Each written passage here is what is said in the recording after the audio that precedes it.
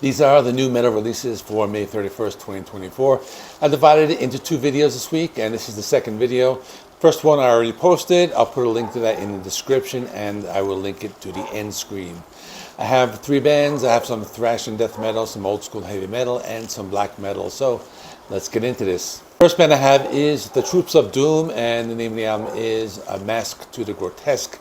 Now you may be thinking, wasn't that a Sepultura song? Yes, and that's because one of the members of the band was in the original Sepultura lineup and played on the first album, Morbid Visions. His name is Jairo Tormento Guids. I'm not sure if I'm pronouncing that right. He's a guitarist. This is their second full-length album. The band is from Brazil. They're signed to the Alma Mater Records label. Opening track is an intro track called Solve et Coagula. It's just some haunted house music, and then goes into the main track of Chapels of the Unholy. Some old school extreme thrash. Think of some early Sepultura or Slayer. The vocals are brutal, and the lyrics are about dark and evil occult themes.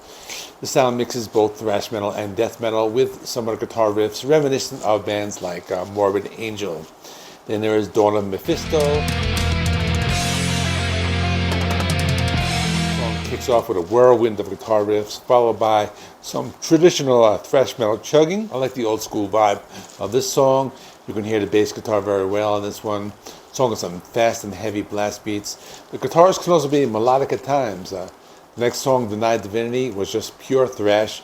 It was fast and heavy and had that old school sound. Let me mention that the vocals are very heavy, but you can understand the lyrics. This also had an awesome mosh part, so I can imagine this band puts on a really great live show. Then there was The Imposter King, and I felt this was more of a death metal song with some black metal undertones. Although the song still had some thrash metal elements in the sound as well, it was very good. Then there was The Faithless Requiem. This was more death metal. The sound was very intense, as is most of the album. The song also has some of those chugging guitars that are awesome. Then there is Psalm 7-8, God of Bizarre. This is the longest song at 8 minutes, right in the middle of the album. They slowed it down here. It reminded me of Slayer's South of Heaven, that type of sound. Slow and heavy thrash metal. The song is very different. There's a part after 2 minutes where it goes silent for a few seconds, then picks up the pace again. I thought it was thrash style, something along the lines of Sepultura's Beneath the Remains. And then there's Terror Inheritance. This has more of that death metal sound with some tremolo-picked guitar riffs and a very dark and evil sound. It was a short song that was straight and to the point. There are 3 more songs in the album. The Grotesque brings back that classic thrash sound. It was one of those slower tracks, had a darker sound. This had some awesome chugging guitar riffs. The song had a lot of brutality, but there's also melody in the guitar playing. Then there is Blood Upon the Throne. This is a thrasher. It had some neoclassical playing in the intro. This one also had some of that death metal sound as well. It's not too fast-paced, just very heavy. The last song is called Venomous Creed. This one starts slow but picks up the pace later on. This was one of some heavy thrash metal with that chugging guitar sound.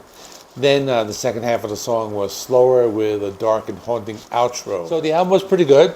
I think if you like some of those extreme thrash and or death metal bands from the mid to late 80s, such as Possessed, Creator, Slayer, the first 2 Sepultura albums, I think you'll really like this album. The lyrics are very satanic. They're very blasphemous. So if that's something that doesn't bother you, so I would say check it out. If you like Christian music, I thought of a band, they're also from Brazil. They're called the Anti-Demon, and they reminded me a lot of this band. So I'm going to play a clip of that right now.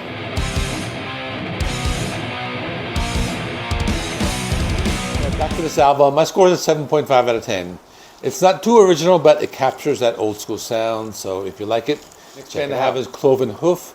The name of the album is Heathen Cross. They are an English heavy metal band. They were active from 1979 to 1990, and then again from around 2000 onward. They were part of the new wave of British heavy metal movement. They were alongside bands like Iron Maiden, Saxon, Diamond Head. This is more of like a darker band along the lines of like Angel Witch, Witchfinder General, that type of band. So this album opens with a short instrumental called Benediction. It sounds like some evil church music. Then the opening track is Redeemer. Right out the gate, it sounds like some old school heavy metal. The vocals were a little high pitched at first, but I got used to them after a few songs. I would say this is somewhere between Judas Priest and Iron Maiden. The vocals had a little bit of that King Diamond song sound in it as well. Music's very melodic. Next song is called Do What Thou Wilt, and this is some melodic heavy metal. I thought it had some guitar riffs that reminded me of Iron Maiden, specifically from the first two albums. There's even one part where they say 666, the number of the beast, so that kind of like solidifies the influence there.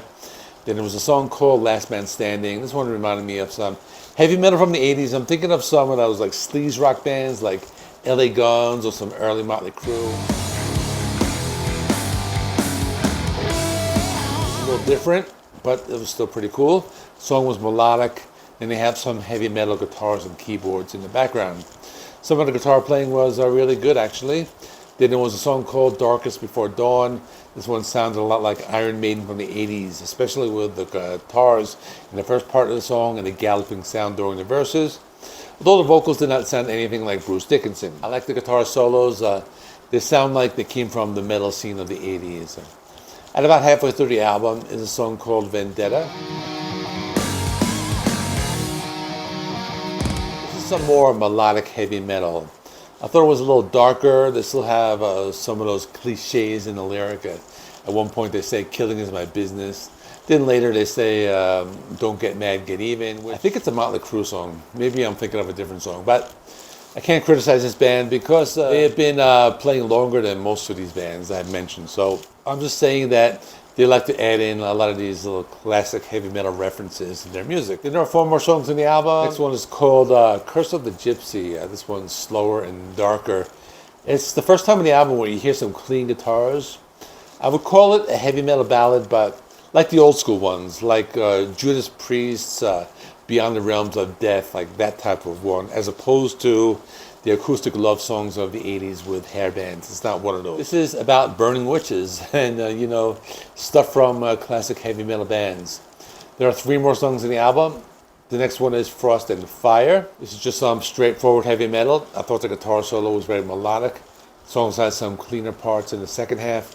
Then there was a song, Sabbath Stones. This one reminded me of some Black Sabbath from the Tony Martin era, like back when Black Sabbath were trying to be more of a radio-friendly band, but while still trying to sound dark. It reminded me of something along the lines of the Headless Cross. So the album ends with The Summoning, 6-minute album closer. It's very melodic, but at the same time, very dark and heavy. Another song that has that classic metal sound. Overall, not too bad. They're playing some old school heavy metal. They're not experimenting with a sound. They still have that sound that brings back the classic heavy metal of the 80s. The lyrics are dark, but the music is both heavy and melodic. This was not too bad. For me, it's a 7.5 out of 10. I've never listened to this band before, even though they have been around for a long time. Third band I have is HELLBUTCHER with their self-titled debut album, black metal band from Sweden. Although I found the sound closer to that first wave black metal sound with some speed and thrash mixed in. So it's their debut. The band members have names like HELLBUTCHER, Devastator, Necrophiliac, Eld, and Iron Beast, and they all have an impressive background playing in other metal bands.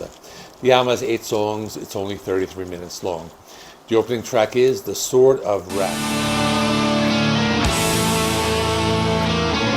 Right after that, the album has really good production value. The song starts off with some melodic leads that goes into some fast and heavy black metal. Music is a mix between black metal and speed metal. Vocals are very evil sounding. The guitar riffs sound like classic black metal. I was surprised that the guitar riffs have a lot of melody. Sometimes when I listen to this type of music, the instruments seem to blend into each other, but not here. Each instrument seems to be playing its own role. The music sounds a little classical at times, but much darker and much more evil sounding. There is Perdition. This sounded more like that first wave of black metal, like Venom, but faster and heavier, but with modern production value. The music is also very fast-paced and intense. It's not easy listening music, but if you like it when metal is extreme, so far the album sounds pretty good. Then there is Violent Destruction. They slow it down on this one, or at least in the first few seconds of the song they do. It gets fast and heavy as the song moves along. This one has a very dark and evil sound. It has some twists and turns. Let me also say this one almost has a sing-alongable chorus. Next was one of the songs they released as a single called Hordes of the Horned Gods. This one sounds a little more accessible at first, but it's really not. It's just as extreme as the rest of the album. This is some dark and evil, fast-paced black metal music with some haunting undertones in the sound. I also thought the guitar solo was very melodic on this one. Let me also say that they all sound like talented musicians. You could hear it in the playing. There is Death Rider. This one reminded me of some of that first wave black metal like Venom again, but with some modern sounds mixed in. The song is leaning towards some old school speed metal, similar to bands like Midnight and Hellripper. Then it was Possessed by the Devil. This one seems to have more of a classic heavy metal sound to modern black metal, similar to the song before that, and that had more of a speed metal sound. The penultimate song is called Satan's Power. This one had more of a traditional black metal sound with a fast drum beat and tremolo-picked guitar riffs. The song was very dark. It was evil sounding, but had some tempo changes. The last song is called Inferno's Rage. This is just some old school black metal. Sounds like classic black metal of the 90s. It's fast, it's dark, it's demonic sounding. It was a cool song in the album. Overall, I thought it was not too bad. Not the biggest black metal fan, but I can get into this. I liked it. It was also a good length for an album, so it doesn't overstay its welcome. My score is an 8 out of 10. I gave it extra half a point because the production was very good. And you could hear everything very well. So that's all. Let me know in the comments what you thought. Check out the previous video here. I'll talk about the 3 other albums released on May 31st. Stick that right there. Like this video, helps me with the YouTube algorithm. Please subscribe if you're not already. I do rock and metal reviews, rankings, and more. Thanks for watching. I will see you in the next one.